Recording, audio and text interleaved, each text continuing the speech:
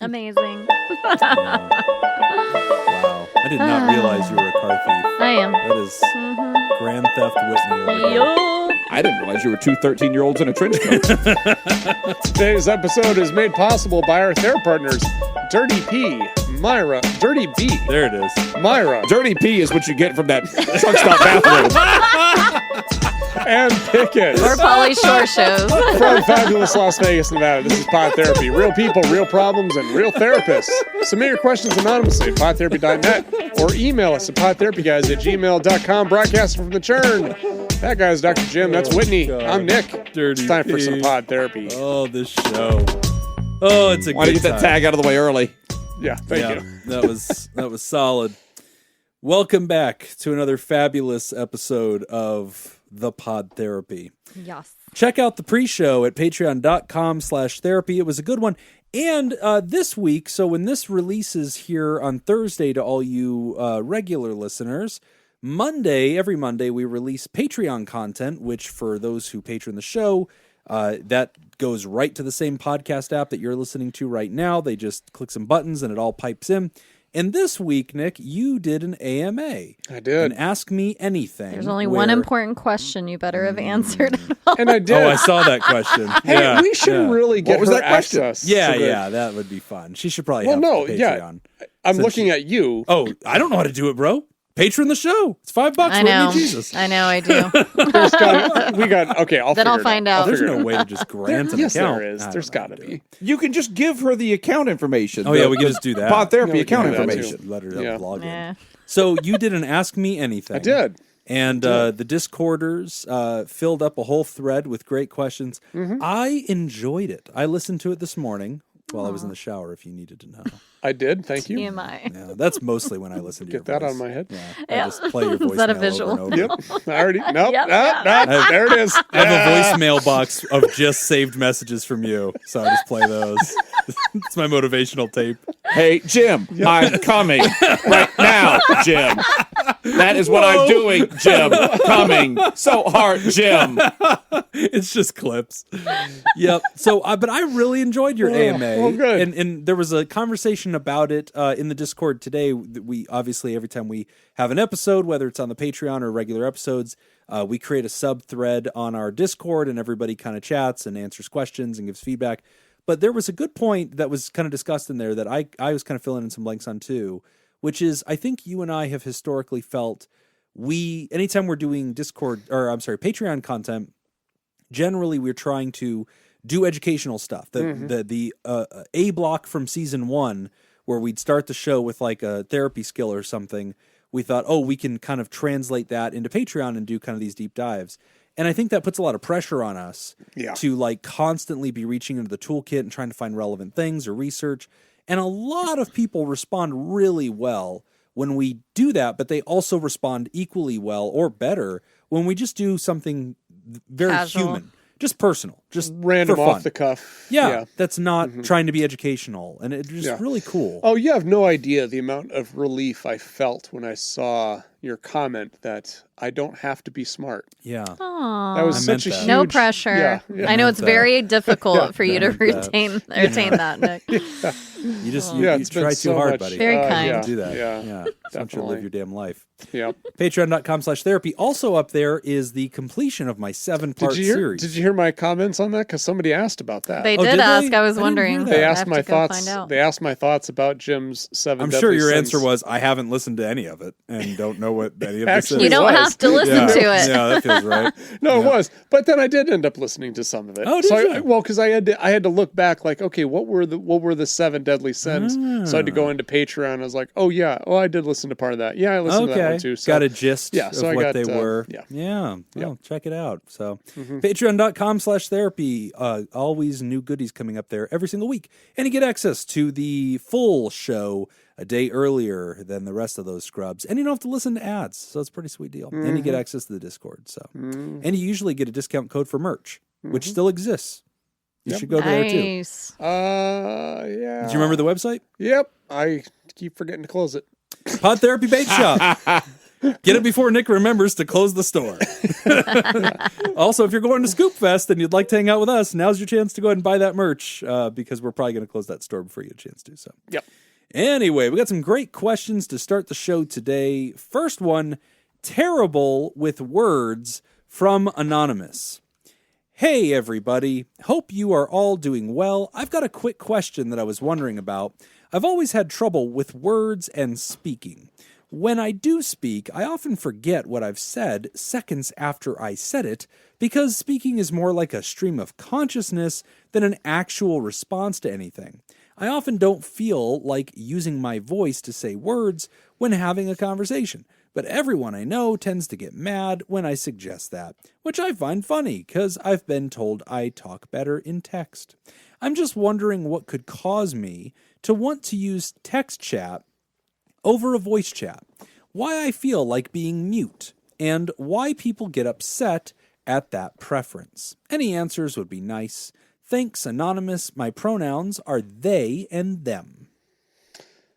Well, I'm happy to hear this. This is a relief to know that I'm not alone. Okay, you relate.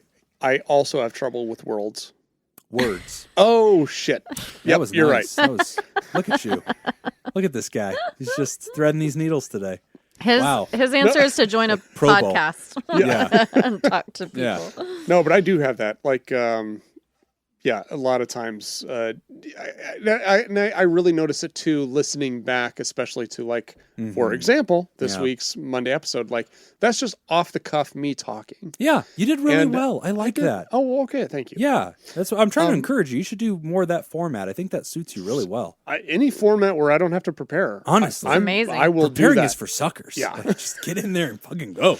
No, but like I noticed that it does take me some time to think about words, like because I've got, and I don't know if, Ryder, I don't know if this is kind of what you relate to as well, but like for me, when I start a sentence, I automatically have 5 different ways I can end that sentence. And it's like they all flood my brain at the same time. Oh. And so I start with, one sentence thinking I'm going to end it one way, and then I kind of switch halfway through. And sometimes what I'm saying doesn't make any sense. That's why Nick always has that look of surprise on his face anytime he's talking. Just sticks Yeah. the landing. Oh, that's what I'm saying. Holy shit, I just made it through a sentence. That felt like it ended That was well. amazing. Yeah.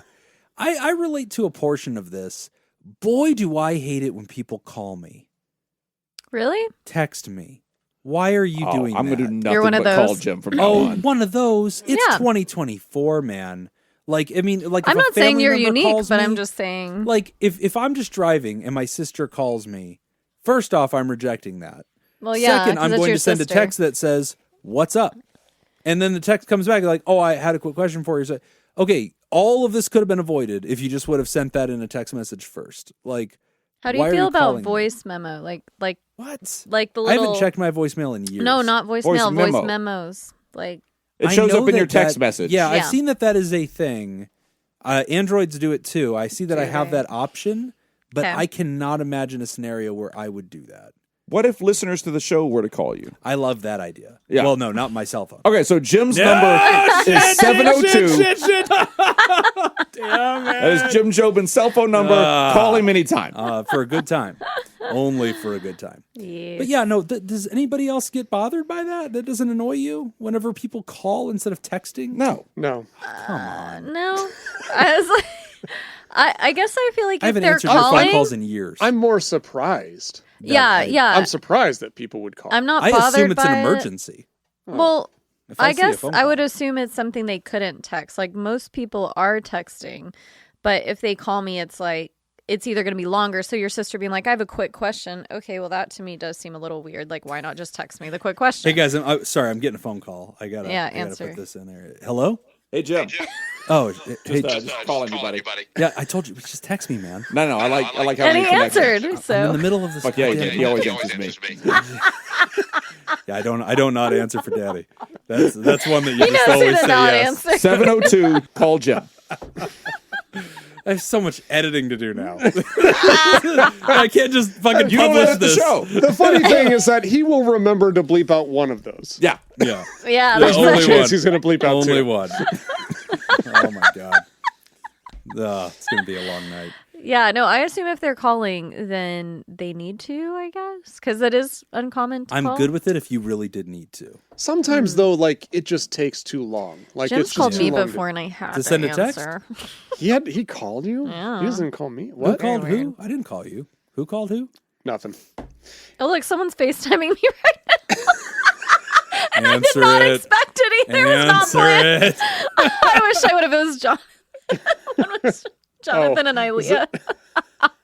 Sorry, go on. That's fine. Yeah, I feel like that if was you weird call somebody, timing. it's I don't want to be insistent. FaceTimed out of the blue. No, No. that's unusual. Yeah. Yeah. Like if you I could call, be you can call peeing. me, and if we're speaking on the phone, and you say, "Hey, is it cool to go to FaceTime?" Yes. Yeah.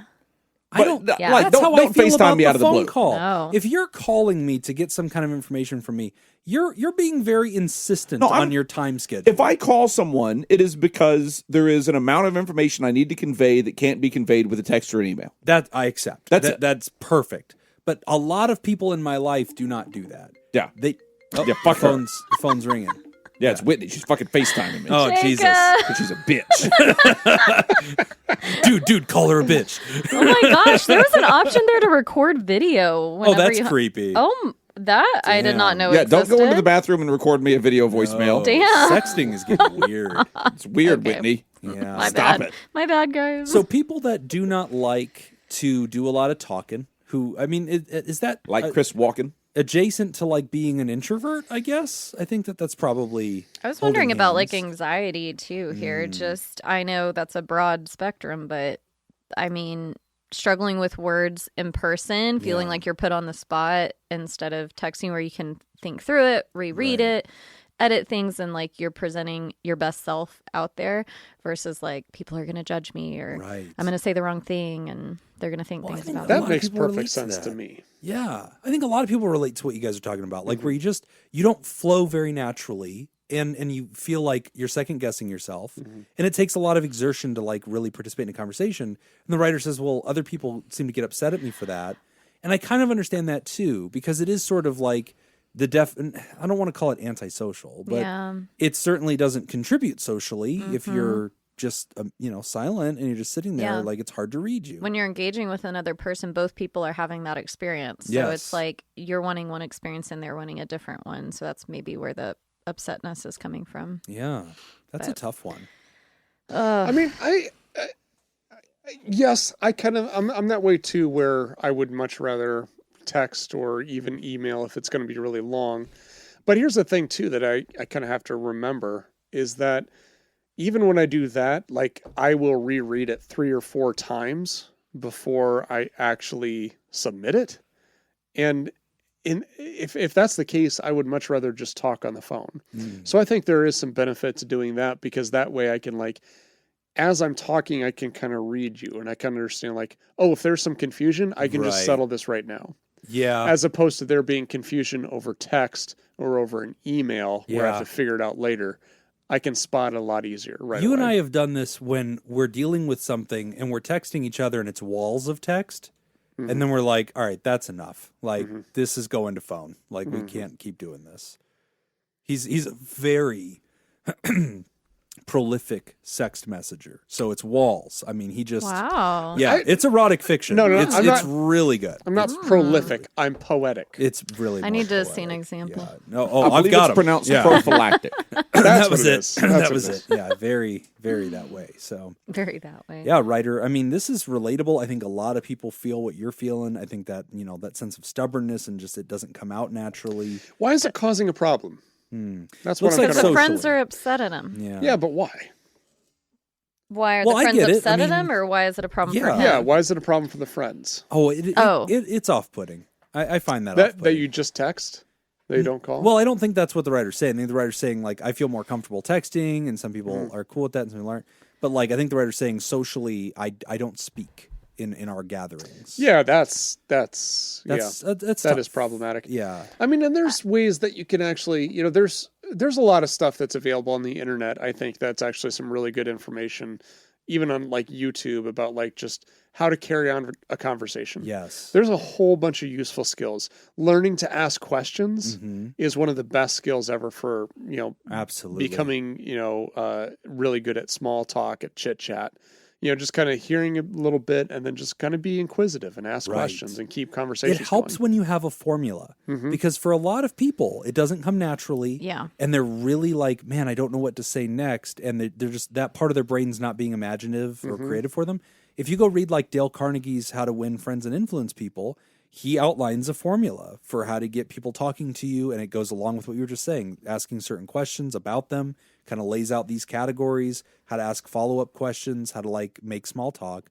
It's a skill. This is why I love going to Jacob's parties. Yes. It's like it's a lab. Yeah. Where you it's get an to opportunity. experiment with all these different things. You never know and who you're can, going to meet at Jacob's Yeah, parties. I know. It's really fun. That's why I like them. And then, you just get to chit-chat with all these strange people. And you have to keep that eye Very contact strange. even though nobody's Very wearing strange people. clothes, which is, really challenging. I haven't been to that party. Yeah, you have. Yeah, I he did has one not of those Men in notice. Black red buttons. And, he wipes a lot of memories, but it's a good time. The photo albums are good. Yeah. We'll have to show you that at the end of the season. So. I like that you mentioned practicing. I just remembered I worked with a client once who definitely said they struggled when they felt like they were in a situation. They felt like sometimes the conversation would die down and then they felt awkward and they're like, how do I keep a conversation going? Which sounds a lot like kind of what Jim was just referencing, like the Dale Carnegie book. But I do think social interactions are a muscle that needs to be exercised. And I don't think that is shared enough, that people think, oh, they're just, and some extroverted people are just naturally, like that. And that's great. But majority of people are practicing and feel a lot of feelings when they look like they're naturally like engaging in conversation. Yes. Yeah. Yeah. Now you got me thinking, because I'm very introverted. Very introverted. But when I'm in those social situations, Especially at Yard House, very introverted. Yes. Silently with his chicken and pineapple. Just kidding. That's great. In the corner booth that nobody else is sitting in. Yeah. Nick, why Sorry, don't you come go sit with us at Don't the look at table? me. Don't look at me. No. I like to eat alone. No, but but when I'm in those situations, I do like to treat it almost kind of like, okay, this is kind of an experiment. This is a practice. This is a time for me to kind of, use some of these skills. But now I'm wondering, like, does it come off as natural as I think it does? I think so. Yeah. Yeah, you come off very natural. Oh, good. Yeah, you have a lane. Yeah. Well, thank you. you. Do really well in your lane. Because I wonder, like, in my head, I'm like thinking like, oh, I'm very smooth. It's all very natural. And like, what if I'm wrong? No. What if in those situations, I'm just like, God, like people Sometimes are talking you try about me a little like, hard. who the fuck's that guy? Like when He's you have really that weird leather greaser jacket and you flip the collar and walk up, like that's a little smoothish. That's too hard. I think. I disagree. I'm You don't need to not. do I'm not that. giving that up. You pull out the switchblade comb and comb right through the hair. There's one person in this podcast who has brought a switchblade comb Yes. to the show. Goddamn right there is. You're Was it Jacob? goddamn right. It was not. I actually need to find that thing. It wasn't me. Ryder, this is a good question. I think that all of us are just encouraging you. I mean, you got to be authentic, you got to be you. But, we also want you to meet that minimum threshold so you can successfully enjoy your relationships and your time out. But I'm kind of with you on some of this stuff. I think especially with the advent of like text communication culture, so much of my communication in life now is text-based. Like, have you discovered on Google, like Gmail, there's a whole section called Spaces and Chat? No. So like UNLV exclusively uses like a Google Suite to communicate. And it's crazy because all the faculty have like special chat rooms built inside of Gmail. Oh, that's cool. And you can talk to your supervisors That's that way. really They can cool. assign tasks to you like in the space and you can like get these check boxes and you can comment on them. And it's all inside of Interesting. Gmail. It's really, really cool. But like so much of my instant communication is constantly just text-based. And like most of my phone communications text-based. I almost never talk on the phone. Yeah. I mean, it always depends on who the person is. Like, there's people that most of the people I just text. Yeah. But there's a couple like my cousin, Brad. We talk on the phone. Why do you call Brad? Just talk. Brad doesn't have any thumbs. No, we just talk. Okay. Yeah, I don't know. And then and my friend Nate, and that's pretty much those two. How often Ben do you every talk once to in a them on while. the phone? Like, is it every week or every month? Brad probably every other week. Okay. Yeah. That's a lot. Nate Yeah. maybe once every 3-4 weeks. Oh, that's something cool. like that. How often like do you that. talk to Ben? About once on the phone, like actual talk, maybe once every couple months. That feels right. Yeah. That's enough of Ben. He'll text me every Enough once in a for while. Jim. Every once in a while, he opens up the podcast and listens. Oh. Then he remembers then, this thing he sponsors. Yeah. He texted me the other day. He's like, "Who's Whitney?" Okay, I felt so bad. That's awesome. I was FaceTiming with my college roommate the other day. We were doing a catch up, hadn't talked to her in months, and she was like, she goes, "Yeah," I mentioned the podcast again, and she's like, "Oh, I did go back and listen because you had like posted or shared something. So I was trying to find where you started, and they didn't really announce you. There's like, I was like, no, fucking Jacob. I was like, she goes, so I was trying to scroll around and find it, but I was like, it's fine. I mean, we still haven't announced Jacob, technically. I know, yeah. Every time we do, we Leave just Mercedes alone. Oh, that's right. Her stripper name. Was that what it was? That's just my middle name. Oh, my bad. Anyway, the point is, Whitney's mom has got it going on. Yeah. So, good job, Ryder. Good luck with all that. We're going to take a quick break, and when we come back, we are discussing how to comfort someone. You're listening to Pod Therapy. Today's episode is brought to you by Robert Brownie Jr., Mint, Kayla Lansbury, Kevin Chamberlain, Ben Stanley, Adam Hathaway, Dan Martin, Liv, and Heyo. Heyo. And if you want to sponsor the show, become a therapy producer by heading over to patreon.com/therapy and signing up. As I had mentioned in the Patreon episode of the show, Whopper questions. February 3rd marked the 65th anniversary of the day the music died, the plane crash that killed Buddy Holly, Richie Valens, and J.P. Richardson, Of as we had course. talked about, a.k.a. the Big Bopper. And the pilot of the plane, whose name I forgot to write down. Wow, Dick. He did not have any hits in the 1950s, Dang it. He had one. but I'm sure his family missed them all the same. That pilot was Leonard Skinner. That was JFK. That's terrible. Also I feel- died in a I feel- plane crash. I feel terrible now. Oh, wow. Anyway, okay. I got 6 questions and a bonus question. I like it. So three per break. Here we go. Question number 1. Which of the following bands was part of the Winter Dance Party Tour in 1959? The Four Seasons, Dion and the Belmonts, the Turtles, or the Isley Brothers? I want the Isley Brothers. I'm gonna I'll go take the with Turtles. A. You want A? Yeah. The Four Seasons? Yeah. Turtles. It was the one you all didn't pick, which was Dion and the Belmonts. Yeah, equals. Yes. Fuck them. Dion from Dion and the Not losing. Belmonts was supposed to have one of the seats on that plane, Wow. but what Buddy Holly wanted for a ticket was too expensive, so he Buddy decided Holly not to. was charging? Oh, damn. Buddy Holly chartered the plane. Oh. Gotcha. All right, Roger Peterson was the pilot. thank you. There it Yes, is. Thank you. Obviously. Oh, Raj. Yeah. Rest in peace. Otherwise known as Commander. Eric Clapton. Eric Clapton. Yeah. Never Other heard people of don't him. know. Yeah. Alter ego. All right. Prior to shifting from country and western to rock and roll, his group Buddy and Bob were the opener for which artist? This is Buddy Holly. Oh. They were the opener for which artist? Taylor Swift. She's older than she looks. Yeah. Garth Brooks. Ray Charles, Oh, no. Hank Williams, Maybe. Johnny Cash, or Elvis Presley? I'll take Elvis. Oh, I was going to go Elvis, but so instead I'll do, who was right before Elvis? Johnny Cash. Johnny Cash. Yeah, him. Yeah. Sure, I'll take Hello, Hank Williams. Johnny Cash.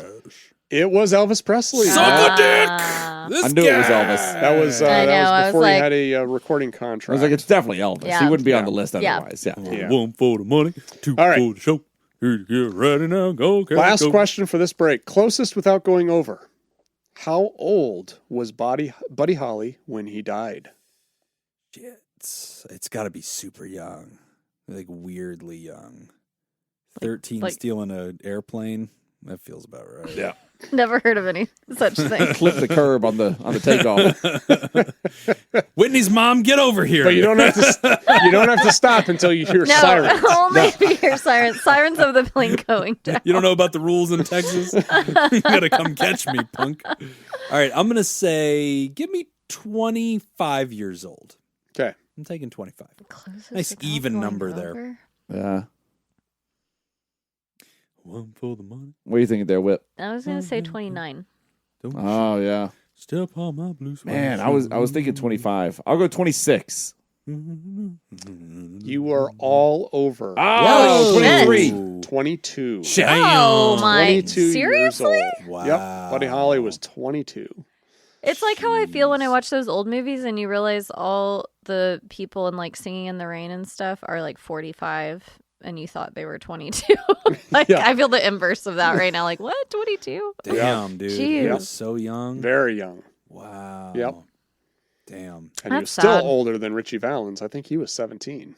Well, back then, by 22, you'd been drinking for 10 Yeah. years. It's true. You know, but That if you was didn't all serve it- a term in the If military. you didn't have a career by 20, 20, yeah, you were Well, washed what's up. wrong with you? Yeah, married with 3 kids by 22. Well, I'm Jesus. like watching the Elvis movie. I didn't realize he was only like, what, 43 or something when When he he died? died? Was he? Oh, yeah. Yeah. Wow. Wow. I thought he was like 60 by how he looked. You know, Yeah, like you yeah. just He always Rode hard, put away wet. For sure. Also, the name of his last album. What you don't want to know is how old Priscilla was when they started dating. Oh, I know. I think about the Is age this I like was some driving. Woody Allen Something shit? about then. Yeah. Yeah. Oh. I Yeah. think she was 14. Oh, Yeah. no. Yeah. Yeah. There's Oh, yep. no. Yep. Wow. And he was the like standards. 29 or something. I don't know. God damn you, Elvis. Yeah. Man. He ruined it for you, Jim? I hope I don't learn anything else disruptive about kings of music. You know, that'd be Oh, a yeah. shame. There won't be There's any not more really of that. anything else. Yeah, I Yeah, think the that's rest it. of them are squeaky clean. Pretty much it. That's it. No, you know, We're going to ignore Michael Jackson completely. no, God, model citizen. Exactly. You know, we've got "How to Comfort Someone" by Anonymous. Hello, smiley face emoji. I'm hoping you can pass on some therapist life hacks for non-therapists. I never know how to be there for someone when they're going through something. I know I shouldn't try to solve their problem, talk about my own problems, insert toxic positivity, but I also don't want to say empty cliche phrases like sending love, thoughts and prayers, etc.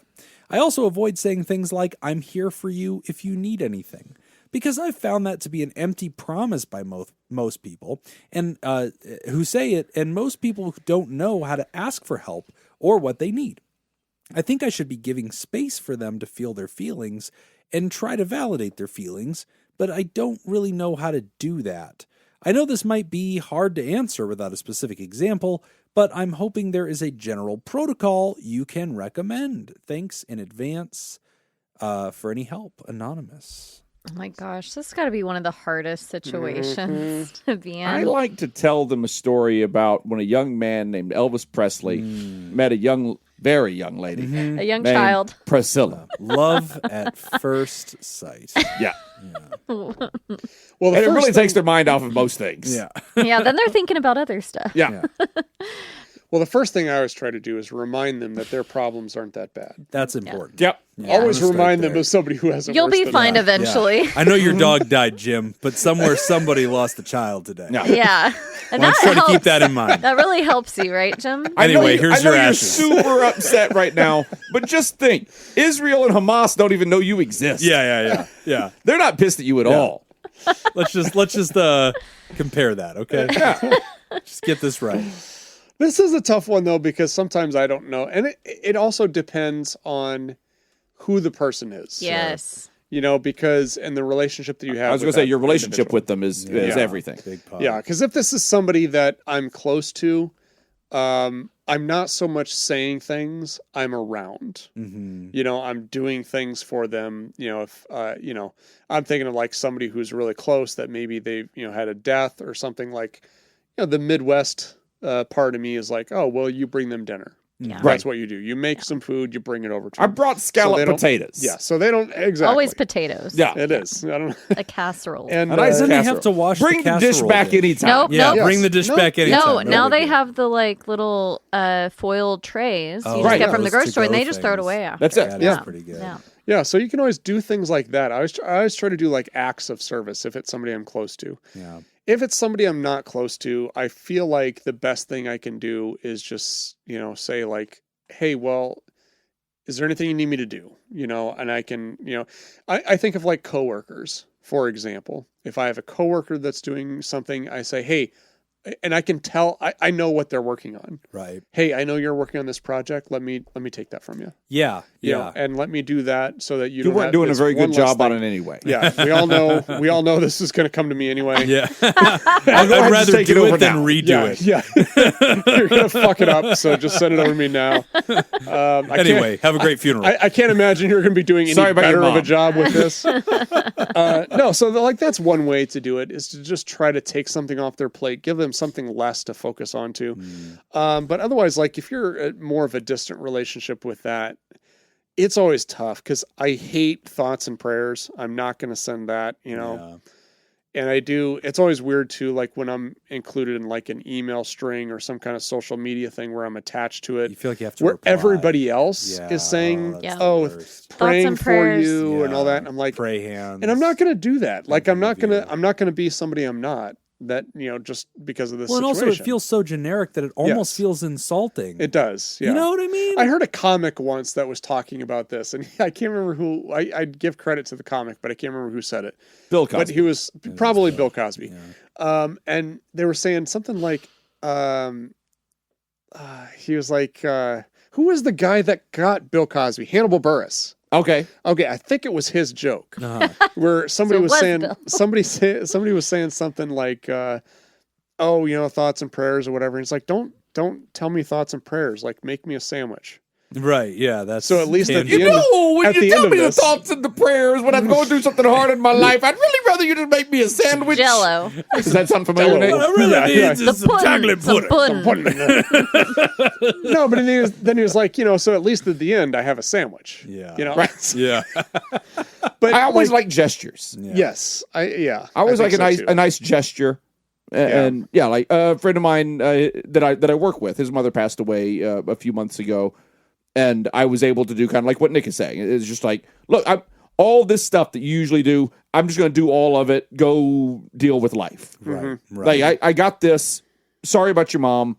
I don't have a whole lot more relationship with you than that. Yeah. Let me help. But yeah, like I can do that. I have a little gesture that I can give you here that maybe takes a little something off your plate. That's what I can do. I like Which that. honestly, if the roles were reversed, if I was the person that was struggling with something, yeah, that would be really nice. I would really appreciate that. To like have one less thing I need to worry about. That would be great. Yeah. Yeah. Yeah, I think the relationship matters the most. That's what stuck out to me in responding to this. If you just know the person well enough, you know what they need. If they need their kids to be picked up from school that day, and take them out for lunch for an hour or two while the person deals with whatever they have to deal with, whatever that means, whether it's sitting in their room crying or if it's like, I physically have to deal with something because I'm going through it. Like, even things like that, versus if it is someone a little more distant. I'm torn on this because I agree that the generic stuff is generic and kind of blah, but you want them to know you're thinking of them and you want to validate their feelings. And I'd love to hear y'all's input on this, because sometimes what I'll go to is, because it's true, is that I can't imagine what you must be going through. Sure. Yeah. And I don't know if that's good or bad, because maybe that's like, wow, yeah, I am fucking alone over here. Like, nobody knows what I'm going through. Man, Whitney is very unimaginative. Did you even fucking try? Yeah. Whitney, I lost my keys. I can't imagine. Oh, I can definitely imagine that. I can imagine that. My roommate... don't lose my shit because I'm not a dumbass. No, my roommate in college got me a key finder for like a birthday. That's a good investment. Because so many times, where's my keys? Yeah. No, I think the gesture's nice. I feel like you kind of have to say something. What I always just say something really generic. Kind of like, hey, thinking about you. If there's anything you need, let me know. Yeah, that's all. And I that's do. pretty much. But I also understand. Like, I've recently come to the conclusion that, because I used to feel really bad about that. Like, I wish I could say something more. Yeah. I wish there was something more I could do. But then I came to the conclusion that like this person is not expecting anything greater of me. Yeah. No. You know, because like they know the relationship the same way I do, which is Right. that we are distantly connected. And so they've got friends, they've got people who are close to them. They are not expecting Nick Tangeman to come to the rescue and do something out of the ordinary. I think the second most important thing, and it all depends on the situation, but is to not forget then. So it's like your coworker's mom died. And this, again, is kind of a delicate balance depending on the person. I make a lot of your mom jokes around them still, just so they know that I still think of them the same way. Well, I'm not treating you any different. But no, asking again and checking in again. I've seen that with loss more than anything. So if you're talking about someone you know going through something different than like death or loss, then this might not apply as much. But just checking in again and saying like, hey, how are you doing? Like, I didn't forget, because I've heard that from like family members who have lost somebody. They'll say like, yeah, in the beginning, there's this outpouring of like, everyone's checking on me. And that is almost overwhelming. Yeah. But then like say a month goes by. Nobody brings I it mean, up I'm again, guilty of that. 'cause they Like, you feel don't they're check gonna in pick again. off the scab. Yeah, you think you're going to like reopen a wound rather than like, I don't want people to forget about that person that I lost or that I'm going through something. So that was enlightening to me. I was like, I would not have thought about that. I like that. I think a really big key ingredient in this question is the proximity you have to the other person. So like, You okay? yeah, I don't know, man. It keeps Choking on Choking up. pineapple. very emotional about it. Yeah, it's We the stuck goddamn pineapple in pineapples. there. That's what it is. Fucking pineapples. So the proximity you have to the person you're trying to comfort is everything, right? Because like, you know, we've all had friends go through all sorts of stuff. It could be loss, it could be a job loss. Like, I mean, you know, you and I have been there for each other throughout the years. I mean, and like we're close enough that like whenever you've been through something, like I don't just go, oh geez, man, well, let me know if I can do anything. It's like, no. Like, I'm one of the people in your ecosystem. Like, I'm on the first tier of humans. Yeah, exactly. It's, hey, man, let's talk. Like, let's go grab some food. Let me buy you a drink. Let me just digest this with you. Let's workshop it. Or, you know, if we're talking on the phone or something like that, it's let's start by making sure I see your truth, right? And so that would be my therapist advice translated to a non-therapist audience is just acknowledging and aligning with the other person. Oh my gosh, you must be feeling like this. I know if I were in your shoes, I think I would feel this way and that way. Horny. Are you experiencing that? Usually that's the answer. Yeah. Yeah. Ever since your dog died, I imagine You must be you've been super horny. uncontrollable lust. Yeah. That's what I'd be feeling. This must be so exhausting for you. No, Jim, surprisingly. How's the rest of your I'm blood here for flow you. going? I just want you to know I'm here for you. Yeah. And I want you to know I mean that exactly I'm the way I said it. Really here for you. I'm right here. Right now.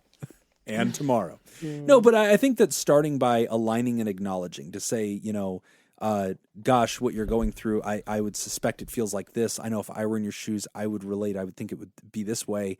And just kind of making sure that you're getting it. And that, I think, gives people, depending, again, on the proximity. You don't do that to somebody you don't know very well, because if you try to do that, now you're imposing yourself on them. And they now feel like they're just sitting here babysitting you while you try to comfort them. Because then it becomes about you and not about That's them. exactly it. Yep. So if you are within that first circle or second circle of relation to the person going through something and you're comforting your friend or relative, then that's how I want you to respond, with empathy and understanding, acknowledging what they've experienced, aligning with them, imagining it yourself, and making them feel seen and giving language to something they might not be able to say yet.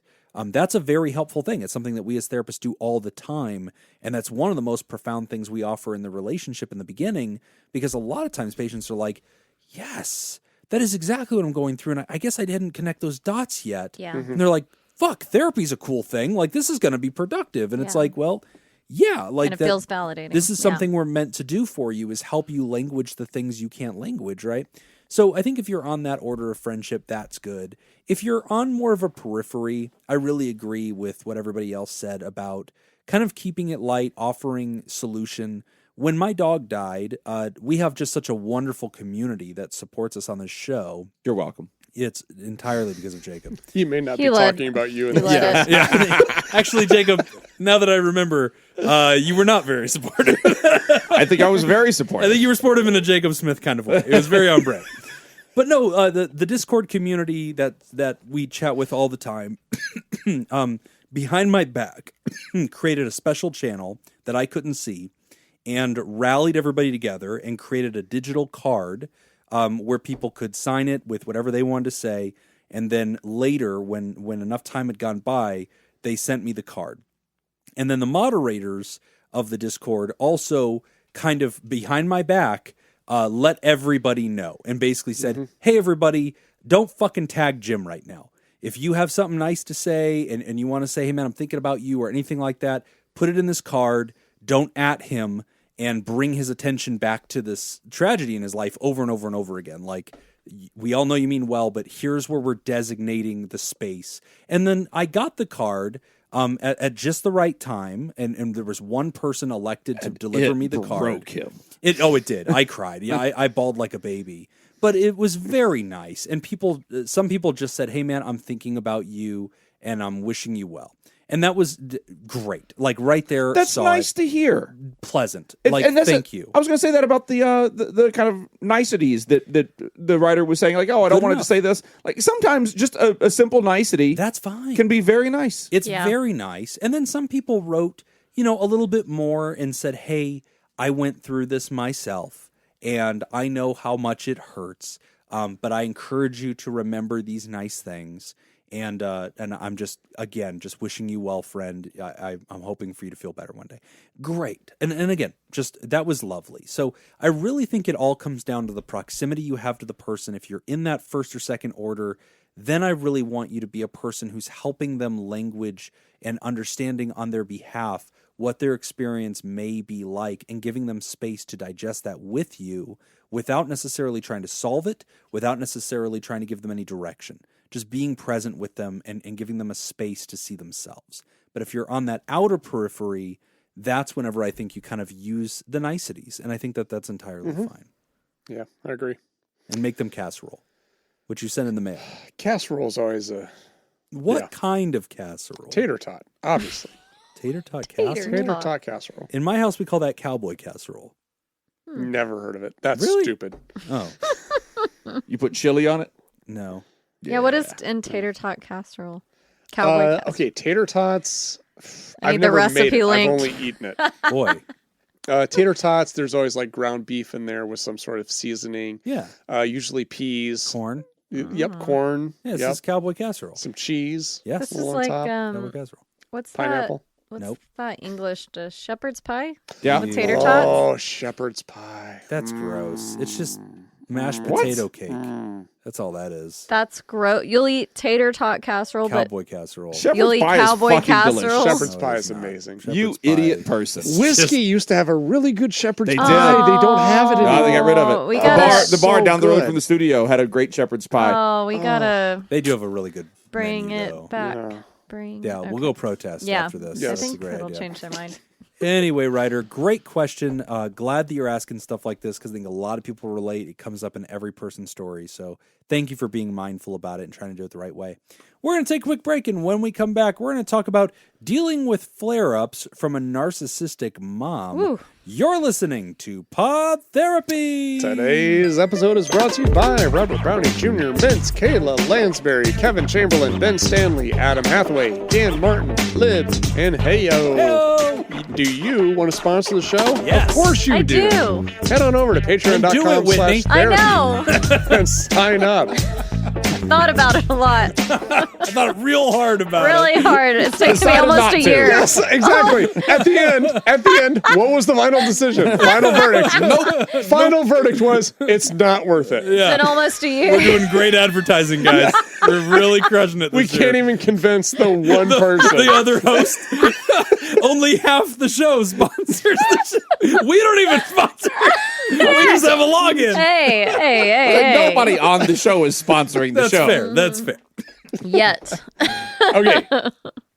In 2010, Oh no. Rolling Stone gave Buddy Holly what rank in its 100 greatest artists of all time. Wow. One. I don't As know. we I've discovered got- in last week's episode, Yeah, the Rolling Rolling Stone Stone. lists is they're always suspect. They're very. Well, I gave you multiple Sus. choice in this one. All right.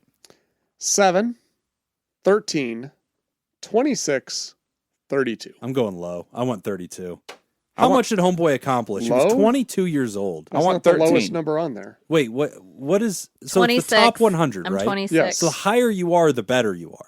No. No. Number one is lower, the best. Yeah. Yeah. The lower you are, the better you are. Yeah. Yeah. So I picked a big number, right? Yes. And that means he's not as good. Correct. Yes. Right. That's the one I want. Okay.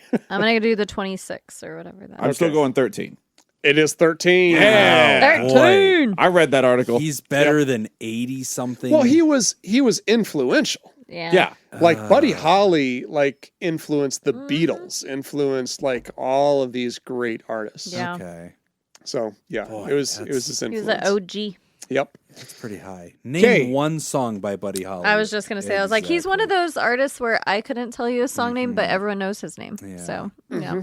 The only song I know by Buddy Holly is the one by Weezer. That's what I was just saying. Yeah, which is not by Buddy Holly. Which is not. Well, that's the influential part That'll of be Weezer. the That day. is. That'll be the day was one of his biggest That I hits. die? The music Yeah. died. Whoa. That'll be the day when I die. I don't know damn. that, That was song. Buddy That Holly. was weird. Yep. Okay. I'll But- be on a plane flying around. That'll be the day that I die. Charge too much for the charter tickets. Okay. That'll be the day that I die. Shouldn't have let the Big Bopper on that plane. He was too heavy. That's why they called him Big. My money's on Jacob getting this one right. What? All right. Underdogs. Okay. Buddy Holly chartered the plane. True. Ah, get those points, Whitney! Buddy Holly died! Oh, she's 2 for 2! All right. After he chartered the plane, there were 2 empty seats. He offered one to Tommy Alsop, his guitar player, who then lost it in a coin flip to Richie Valens. Oh, shit. The other seat was supposed to go to this band member of Holly's, but he graciously gave it away to J.P. Richardson, Oh, who was damn. battling the flu. Who was that artist that was in his I definitely band? know this story. Yeah. It was, it's multiple choice. Weezer. Oh, good, good. Okay. Weezer. Was it Merle Haggard, Oh. Waylon Jennings, Willie Nelson, or Bob Marley? I'm going to go with Waylon Jennings. Okay. Repeat them again. Waylon? Merle Haggard, Merle Haggard. I'm going to say Waylon- Merle. Merle. Waylon Jennings, Willie Nelson, or again, Bob Marley. He's saying that one with some emphasis, so I'm very No suspicious woman, no about cry. this. I believe it was woman, Bob no Marley. cry. Red, red wine. That was UB40, but all right. Stay close to me. Even that's not even bad. Hakuna Matata. Okay, so what's your That's it. answer? You said Merle Haggard? Yeah, no, No, I said Merle. Waylon Jennings. Okay, Merle. Waylon Jennings, Merle Haggard. Bob Marley. You're going with Bob Marley. I am. Solid choice. Get right. in there. No, it's Get you some it's, Bob. It's the redhead The other stranger. one. It's Willie Nelson. It is not. It's not. Yeah. It is Better be Waylon- Merle. It is Waylon Ah, Jennings. shit. Oh, Idiots. okay. Waylon God, Jennings. You guys don't Yeah. know Damn it. anything Yes, about yes. Bob. I knew it was a Holly. country person. Yes. Yep. Yeah. Okay. Closest without going over. Last question for this commercial break. Okay. Closest without going over. In 1959 money, how much did it cost Buddy Holly to charter? Oh, Oh, my I was wondering gosh. earlier when you're like, the ticket was too expensive. I'm like, what Oh was my the cost? Gosh. In 1950. So- 1 nickel. I know. I'm like, my dad was born in 50. So I'm like, he was Oh. paying like 10 cents for a cheeseburger, I think, at one How many point. cheeseburgers to charter How a many plane? cheeseburgers? This is how we do that math. Yeah. Damn. $50? I mean, Wait, it's to charter the whole plane or per ticket? Chartering the plane. No. Charter whole the plane. plane. seats are on a plane. you think? So this was is a little beach craft that is a 4-seater. One of them was the pilot. Oh wow. that's Pilot super and 3 small. seats. I'm gonna say. So there's no multiple choice. We're just throwing it out. There. Closest Yep, without closest going over. without going over. Go ahead and put me down for $300. Okay. 200. Okay. Oh man, I didn't want you to go to 200. I wanted you to go to like 250. I'll go $1, Nick. What a dick. Jacob gets it. Yeah! It was $108. Oh, I almost said 100, but I went to 2. So he offered one of the tickets, as I said, to Dion from Dion and the Belmonts, and he was going to split the cost, so it would be a third of that, which was $36. And Dion said, Too rich for my no, blood. too I expensive. should have gone with my 50 that I said first. Yeah. Damn it. Yeah. That's all right. Well, then I would have gone 51. Yeah. I knew it was over 50. Jacob was going to okay. win. Yeah, unless you nailed it. So $108 in 1959. I wanted to be at about 200. Yeah, though. what? Yeah. Is about $1,146 today. There you go. Oh, wow, that's super cheap. Is that the price? You couldn't get to- 5 Spirit Airline tickets for No, to rent a small $1,000. plane like that? Yeah, for a Yeah. really, really small plane. Yeah. Really? Yeah. That's what Jacob was talking about earlier on that private Oh, that's jet thing. right, that private thing. Oh, that's the like Jet Suite X But and there's all that like kind of stuff. 10 seats or something. Yeah, those like, are a little bigger. Yeah. And those are also jets. Yeah. This is a Prop jet. really Did small they have jets in prop 19... plane. Prop, yeah, propeller. Huh. Weird. $1,000. Okay. How many cheeseburgers is the 108? Oh, I'll tell you that right now. I mean, it depends on where you Probably go. like 108. Yeah. The cheeseburger was Not was anymore, 10 man. cents. The dollar menu has gone up. Now it's the $2 menu. Oh my Gone are the gosh. days. Yeah. There was a time. Dealing with flare-ups from a narcissistic mom from Kevin H. Hi, Pod Therapy folks and Jim. It's Kevin H. Thanks, Kevin. That got Whitney. Whitney is great. Fuck you, Jim. That was good. I don't even know why, but yes. I don't like him either. It's Kevin H., the pilot wannabe lawyer from episode 285. Kevin, how much would it be for me to charter a 4-seater Cessna today? Yeah, and get Let our us know. and get out a last will and testament on the plane since you're also a lawyer. I hope this message finds you well. I'm reaching out to seek your advice and guidance as I navigate the dynamics with my narcissistic mother during the planning of my upcoming wedding. Oh yeah, I got engaged sometime between episode 285 and now. Congrats. To provide context, What number are we on now? 318. 318. To provide context, for my entire adult life, my mother has exhibited a toxic personality towards me, resulting in emotional neglect, which has necessitated my need for establishing clear boundaries with her. While I've been in therapy throughout this time, working towards a healthier relationship, there are occasional flare-ups with her, such as the one I'm currently experiencing. For some context, 3 years ago, I sent my mother an email pouring out my feelings about the impact our history has had on my mental health. Despite my attempts to establish open dialogue, her response was brief, saying, quote, "I'm always open to speaking in an honest, open way," end quote. Regrettably, subsequent interactions did not lead to the depth of understanding or resolution I hoped for, and the strained relationship persists. Fast forward to 2024, as I'm planning my wedding and my fiancé, my mom's expectations and reactions have added a layer of stress. Complicating matters, she's indicated that she will reach out to my fiancé if she does not receive the response she wants from me. This has created Oh my God. that's tough. That's a lot. This has created Give her Jim's number. Yeah. I can't wait for Life Coach Jacob to check on Yeah, this is one. going to be a good one. This has created a heightened sense of I'm just going to give out anxiety. Jim's number again. That's exactly That's all I'm going to do. This has created a heightened sense of anxiety and urgency, particularly during work hours. I'm seeking guidance on how to effectively keep my narcissistic mother at bay throughout the wedding planning process. Specifically, how can I navigate her potential outreach to my fiancé without allowing it to disrupt our plans or further strain our relationship? Any advice or strategies you can provide to help me maintain boundaries, prioritize my well-being, and foster a positive mental outlook during these challenging times would be immensely appreciated. P.S. Still open to getting disbarred and becoming a pilot instead. Love, Kevin H. Well, I don't remember that conversation, but that definitely sounds like advice that we would have offered. I think so. I think get ruin your disbarred. career Yeah. and do something different. yeah, don't quit. Make them force you Make out. them force you. That was probably the advice. You That can't was make me quit. Oh, yeah, I guess you can. Yeah, you can disbar me, I guess. Boy, I this mean- mom is a piece of work. Oh, Calling yeah. your fiance if she don't get the I answer think you from have to tell your fiance she's not allowed to have a phone. There you go. I was going to say the response is going to be from the fiance. I've been advised by my lawyer to send all of my On advice communication. of counsel. Yes, which is also my fiance.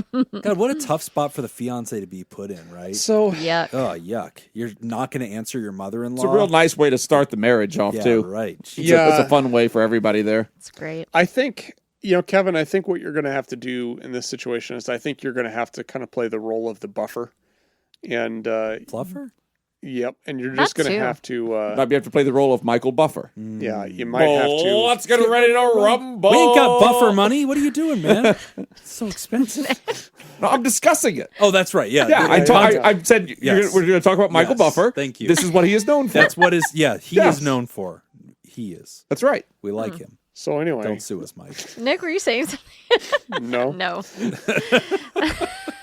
I think you just have to kind of be, you're going to have to probably take on a more active role in dealing with her just to save your fiance. Yeah. Because I think long term, that's probably what's best. Because if you just decide you're going to withdraw, and then that means that she reaches out to her, that doesn't mean the problem goes away. It just means that you aren't the one that has to deal with it. Oh, no, I disagree with that entirely. I think the problem going to Kevin is now multiplied if that happens. Because now he's got mom coming after him and fiance. Yes. Like if that happens, So the problems for Kevin only go up. I essentially guess another way to look at this is that this becomes your problem regardless. It's your problem. It's your problem to deal with directly, or it's a much bigger problem if it goes through the You can fiance deal with and it comes back now, around. Yes. or you can deal with it later. I definitely agree with that. But it's a problem. And I do think that, so one of the things that you had said very early on, in one of the first paragraphs, you had said something to the effect of that you had sent her an email pouring out your feelings about the impact of your history with her. My immediate reaction when I heard that was, Gosh. oh no. I know. That's what I thought. I was like, oh shit, this is not going to go well. And the reason why I think is because I think you're kind of, unfortunately, in one of those positions where your way out is to adjust your expectations. Because I think your strategy, I love your strategy, and I think it would have worked in most cases. Yes. It's not going to work with her. And I think you're kind of at that point where you just have to, you have to start expecting that things aren't going to go well with her, and you have to lower the bar to a point where it's just like, okay, when this happens, I can anticipate mom's going to be upset about blah, blah, blah, and this is what she's going to respond to. And then it kind of gives you, you're not really in control, but it kind of gives you this element of like, there's no surprises. I feel like the writer Kevin may have done that though. Like he did say, I tried this and guess what? This was her response. And then any conversation after that did not go well. Yeah. So she's like, yeah, I'm open to discussing this further. But then he tried and it did not work out, which no one in this room is surprised by. No. But how, when there's some big event like a wedding where the social expectation is that parents are heavily involved, how do you balance that when there's a narcissistic parent involved? Overstepping those. Hell yeah. Here we go. Yeah. The move. Become the pilot, fly to the destination, elope, just the two of you. Save tons of money. And pay more than $108 for that flight. Yeah. Oh, by the way, I looked it up. To rent a 4-seater Cessna, you can get them for around $200 an hour, a little less than $200 an hour. So you figure if you're going to fly because it was a little over $1,000. So you figure if you fly somewhere about 2 hours away, because it still has to fly back. Mm-hmm. Yeah. So yeah, you're still looking at that. Okay. Well, I don't know. I mean, HoboCon. Let's. What do you say? We have to go with the Rocky Mountains to get there, so I don't know. Let's all pile into a little plane. Is there an airport? I Britt, thought Iowa? that was RV time. Yeah.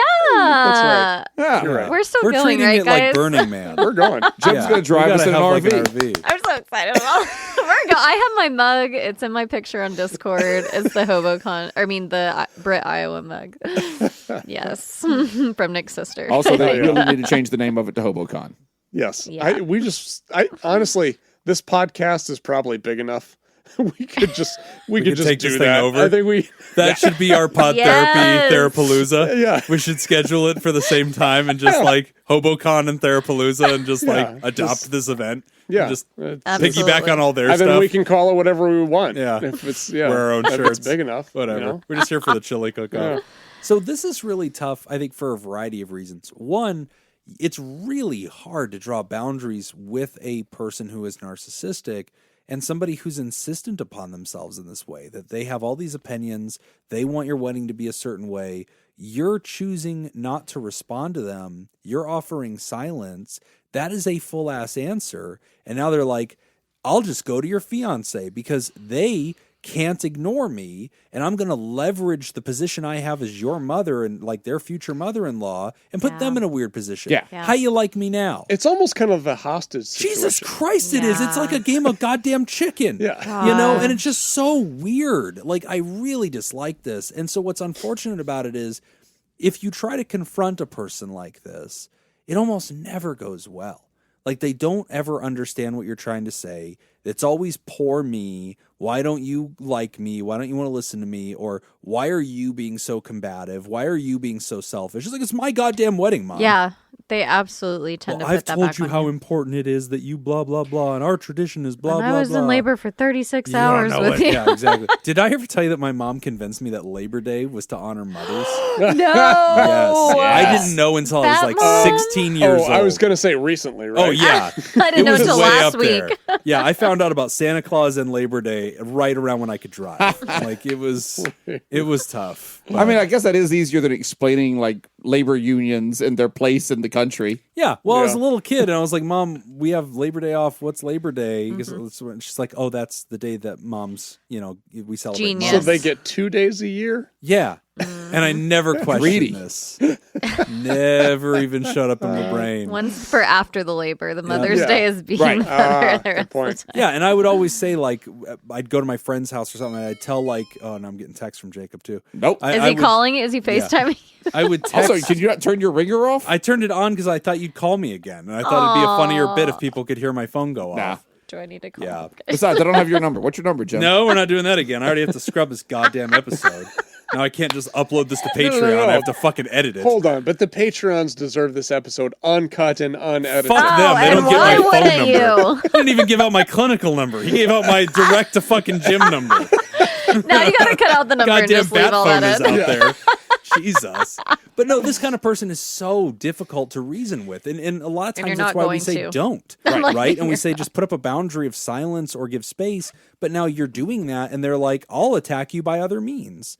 And man, it's just really hard to think of what kind of boundary advice can we give this person that doesn't escalate it. Because if you elevate it and get to ultimatums of like, Mom, if you don't knock off your bullshit, you're not disinvited invited. from the wedding. Right. Don't do that. Don't get nuclear. Why not?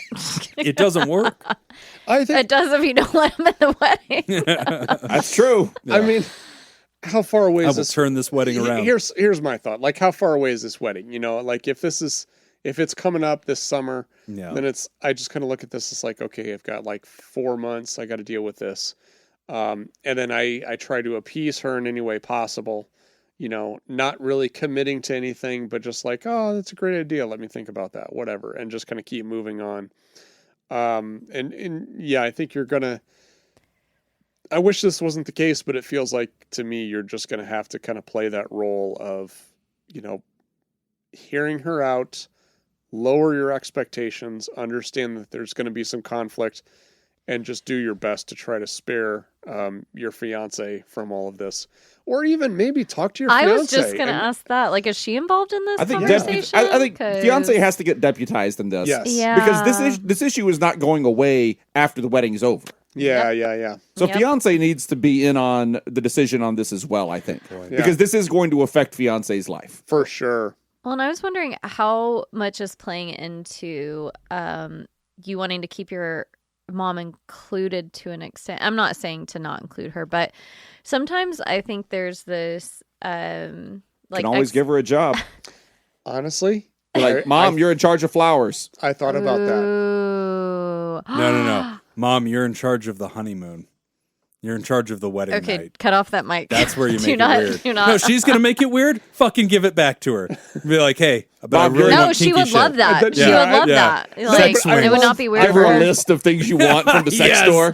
I got you a whole bunch of videos. I'd really like you to draw heavily from all of those. I do love And this. I love being surprised. Yeah. I love the idea of this like wedding night chicken game. Yes. Yeah. You come up with, You know, and then you're going to she- ruin my wedding, so Yeah, you may as and well then she ruin my just- wedding night. Go She nuts. just what if she just like doubles yeah. down and yeah. Whitney, you were saying Mom, I something. want you to get me a prostitute. That's what I want you to get me for my wedding, Mom. That's my bachelor. My party. fiance is on board with this. Yeah. It's all Don't good. call her though. Yeah. But trust me, she's cool with it. I know. Yeah, I kind of forgot where I was going, but it's all good. I felt like we were. Sorry. We were. Yeah. No. I thought she was making. I I really like Jacob's I suggestion. know she was though. making a great point, and that's why we all decided to interrupt her because like we can't be outdone. It's for the best. I do like give her a job, though. No, I do Oh, that's what it actually. was. I Yeah. do like that. Yeah. Yeah. No, that was Jacob's, That was but it was Oh. good. No, I give her, like, all of the, yeah, Whitney was I'll making a take different credit. point. Yeah, fine. What Whitney was saying was like, be like, hey, there's a flower arrangement on every table, Mom. Take What care else, of what that. else was I saying, That actually- Jacob? Yeah. Yeah. That actually reminds me. There I think was Whitney a, was giving out Jim's phone number. Yeah. That again. I took a coaching class in college, and it was an elective, and it was like it was taught by the baseball coach. Great. So it was like sports coaching or whatever. And the guy, he used to be a high And school. Iowa just gives you class credit for anything. does. Jesus Christ. I took an outdoor winter survivals class. I'll tell you about that later. Okay. That's for another time. Okay. That was just when the heating was broken at the high school. no, Yeah. All right, making kids, this we're getting those outdoor winter survival class. So he used to be a high school football coach, and he had this one parent that was just completely obnoxious and was just constantly just in his face about everything. And so the way he handled it is he said, "Wow, you know a lot about football. Tell you what, I could use your help." Oh, Yeah. yeah, that movie. I And need he an said- assistant coach. Okay. No. What he did, this is even more brilliant. What he did is he said, "I need you to scout out the next team that we play." Oh, yeah. Give me So notes. he was always gone every Friday oh, night. Genius. Fuck And so yeah. he would put game tape together. He would put Oh. notes. That's brilliant. And as soon as he got it, he'd be like, "Oh, thank you so much." As soon as he walked away, he would just throw it Toss in the that. garbage. Okay, Yeah. shit. Oh, that's a move. It's fucking high school football team. We don't care what the other team's Mom, doing. We're I barely need you doing to what scout we're out doing. all the other Yeah. weddings in the area. Yeah. Give me notes. I want you to Yeah. crash at least 5 weddings. Anything that you could do to get her, like, give her a role and get her out of your hair, I think actually would be a great idea. I'm on with that, and I'm kind of adjacent to that because one thing, writer, that I would just point out too, when you grow up with somebody who is narcissistic and imposing, what can also happen is we can become a little bit sensitive to Yes. this, to any of these impositions, these signs of disrespect. And sometimes it'll even be interesting because, like, your fiance will be like, "Well, I don't mind your mom having a voice on this," and you'll be like, "No, you can't Right. do that. Right. You don't understand my mom. If Yeah, we give her you this, can overcorrect too. you absolutely can." Yeah. And so I just want to bring that to your attention because when you think about boundaries and how to, navigate all this, we need to put on the table that there is also a tool that is us looking at ourselves and asking, okay, am I also being a person who's survived narcissism my whole life? And how has that influenced me? Am I being overprotective of my spouse? Am I being overprotective of our special event? Am I being a little bit sensitive in this context because mom hasn't been listening and because I've been trying to do therapy on this? And, I would just encourage you to also give that a look. Check in with your fiance because your fiance might even tell you, like, hey, I really don't mind their feedback. They want us to, step on a piece of glass, and break it at the altar. Like, I'm fine with that little thing. That's a nice little flourish. Doesn't bother me, whatever. Leave room for that too, because you never know if that's going to show up. I agree. That's a good Yeah. point. The scouting the weddings thing is the move. That's How was the clearly- crab dip at the venue 2 weeks prior Give to me the our notes. weddings? Yeah, I need the notes. How was this? Yeah, can she put together like the rehearsal dinner or something like that? Like something that isn't even really tied to like a strong memory, from weddings. Like the rehearsal dinner. Yeah, I remember mine, but like the wedding is where it's at. But then she'll feel important. And I think really it sounds bad, but if you're wanting to stay close to them, honestly, like kind of patronizingly feeding into their ego is going to win a lot of points and they'll go with it. Just like you said, you're really great at this. Yeah. Go for And it. I think also one thing that helps with weddings, because they can be very emotional, is sitting down with your fiance and asking that question of like, okay, real honest talk between the two of us. Who is this wedding for? Because sometimes the answer is it's 90% for us and everybody else can go fuck themselves. Right. And if that's true, then how are you designing the venue? Why are you inviting all these people? Why are you throwing a party at all? And sometimes it's, well, it's really for the family, right? It's a tradition, or it's about, our people coming to celebrate us.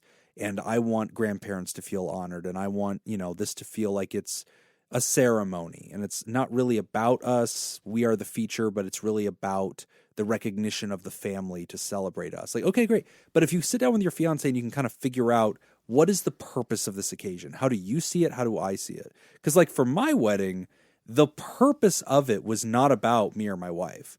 Like we were the stars. I was going to ask how many people were at your wedding. It was huge. I gotta hear insane. this. How many? Our wedding was stupid. It how was many people? Hundreds. Like it was so insane. more than 200. It was probably above 200 people. Yeah. Wow. It was gigantic. Jacob, you had a big wedding, no? Yeah, we had about 300. Yeah.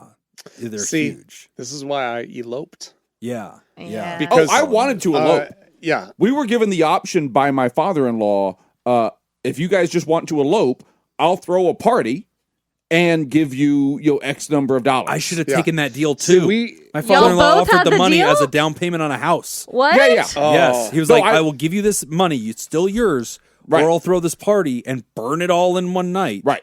And we were like, we owe it to the grandparents and to all the family members. And we were like really religious. So it was like our churches like were very involved. We're like, we owe it to the communities that we're a part of to come together to celebrate. See, the this difference with us. though Yeah, is we that didn't do any of that talk. the I just difference, asked SJ what she wanted. We She were was also like, 19. She was like, I really want a wedding. It was like, great, we're having a wedding. That's the it. difference is that you guys have just been married once. That's true. Yeah. Okay, The so second rodeo, I I'm not doing had- another wedding. I had been married once. We did a Catholic church wedding. Oh, how many okay. people are at that wedding? They just didn't have Not security that many. guards Oh, there or It was- something? It was, yeah.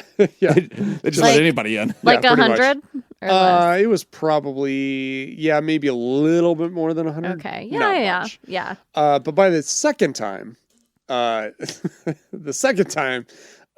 it was just like, okay, well, we've both been married before. Go find a beach. Yep.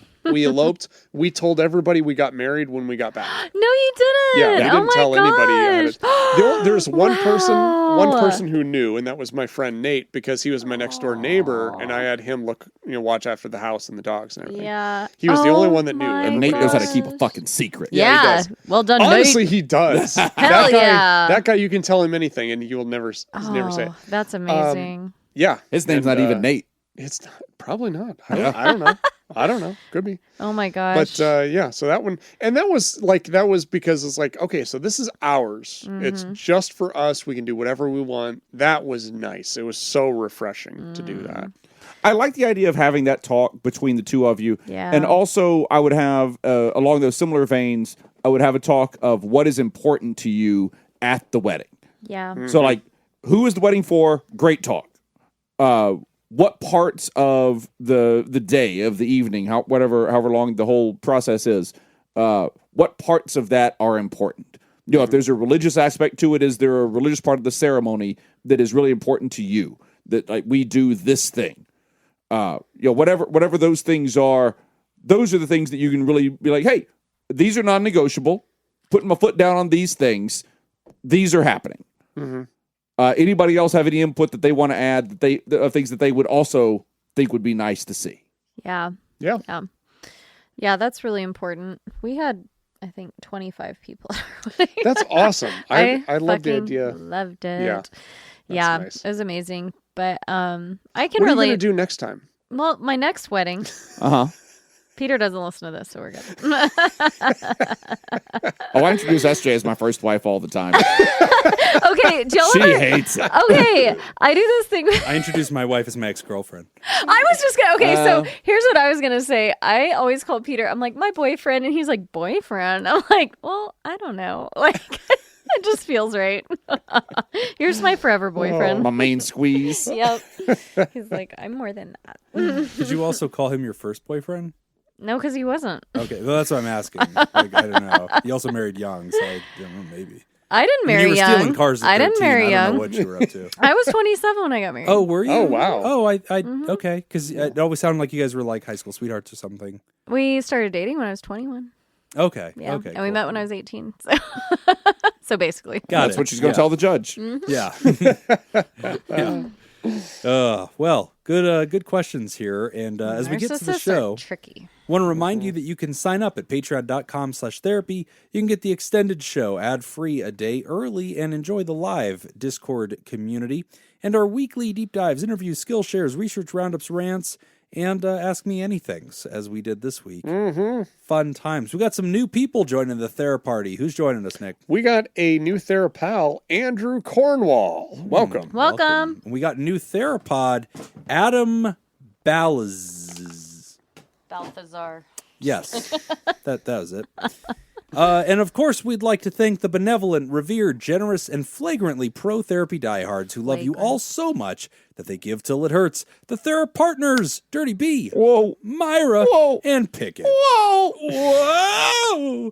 And we want to thank our bosses, the mysterious and shrouded Illuminati members of the fan club, the Theraproducers. Thank you, Jake Schneider, Robert Brownie, Jr. Mint, Smitty Scoop, Ben Dawn, Judy Schneider, Kayla Lansbury, Mrs. and Mr. Hot Dog Scoop, Malia, Leon Kassab, Mason Miller, Richard Macy, Carolyn Albert, Kevin Chamberlain, Tess Miller, Sammy Scoop, Ben Stanley, Slap in Your Face, Sarah Smith, Adam Hathaway, Byler T, University Jeff, Mike Helm, Paris, Samantha Cohn, Darren Cunningham, Lib, Team Monaco, Thunder, Cougar, Falcon Scoop, Matt and Lisa Tangerman, Heyo, Oscar Swan Rose, A Sunny Boy, Slurpy Kaye, Motherfucker, Sandra McWaffle, Dan Martin, and Hannah Marie. And if you support us on patreon.com, it is our commitment to you that every episode will be uncut and unedited. And why not? Fully.